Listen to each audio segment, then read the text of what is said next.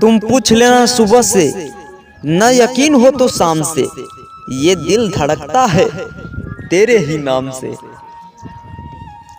कभी संभले तो कभी बिखर गए हम, अब तो खुद में ही सिमट गए हम।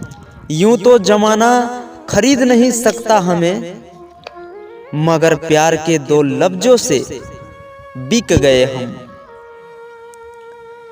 इश्क में जिसने भी बुरा हाल बना रखा है, वही कहता है अजी इश्क में क्या रखा है। बहुत खूबसूरत वो रातें होती है जब तुमसे दिल की बातें होती है। मोहब्बत कभी किसी की इजाजत की मोहताज नहीं, ये हमेशा से होती चली आई है और हमेशा होती रहेगी।